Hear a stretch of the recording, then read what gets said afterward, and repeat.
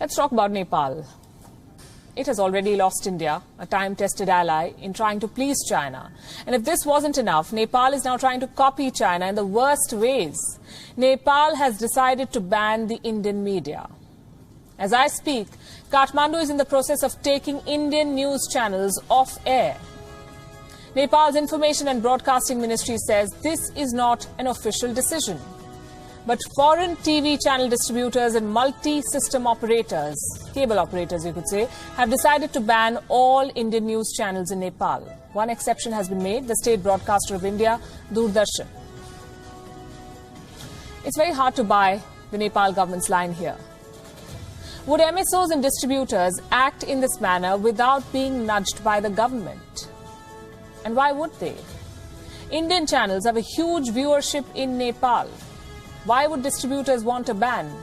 Kathmandu insists, though, this is not a government decision. It says the government will only consider political and diplomatic options to curb the quote-unquote disinformation being spread by the Indian media.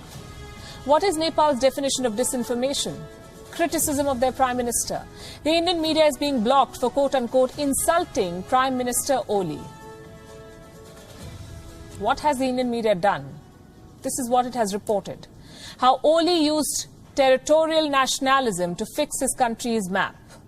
How he overplayed the anti-China card to garner sympathies. How he banged on Beijing to survive a rebellion. And how he accused his party colleagues of conspiring with a foreign power.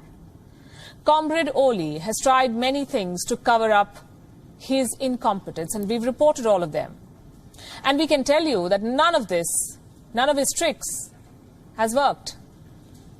He still stands to lose his chair, but the 68-year-old Oli is fighting back, and how? He has come up with another bright idea. The idea of imposing an emergency. Comrade Oli wants to declare a health emergency in Nepal. He wants troops to be deployed to deal with the virus from Wuhan. Reports say Comrade Oli has been discussing the implementation of a health emergency with the President of Nepal, Bidya Devi Bhandari. His latest bid to get some respite from the growing criticism, but nobody is in favor of this plan. The President of Nepal is not on board, neither is the Nepalese army. They do not want an emergency at the time of a political crisis. The army is not in favor of deploying troops. The President wants Comrade Oli to settle the party disputes first. Well, he's trying, not with much success though. Earlier in the day, we got reports that Oli was going to meet his party's co-chairman, Pushp Kamal Dahal, better known as Prachand.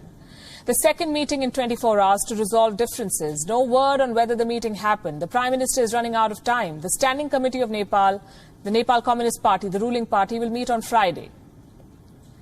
This is a meeting to pass a resolution to oust Oli from the Prime Minister's office and from the party leadership. And reports say that Oli will be made to compromise at least on one of these two positions. At least 30 out of 44 Standing Committee members are against him. If they manage to pass such a resolution, it will go to the party's Central Committee, where Oli's chances are again very limited. His supporters are in minority in the Central Committee. At a time like this, one cannot but recall 2017. The year Oli emerged victorious from one of Nepal's most divisive elections. There were clashes, there were killings, there was civil unrest. Comrade Oli was seen as the unifying force. From Maoists and Royalists to Nepal's elite and lawmakers with Indian ancestry, everybody trusted Oli to lead a quote-unquote rainbow coalition of parties in Nepal. It's been almost 4 years. Nepal is back to square one. In fact, it has never been this divided. Oli's poor pandemic response has angered Nepal's youth. His anti-India rhetoric has split the civil society, and his surrender to China and its embassy have disappointed his own party. Prime Minister Oli may manage to keep his chair, but he'll be sitting like Damocles with a sword. Let's talk about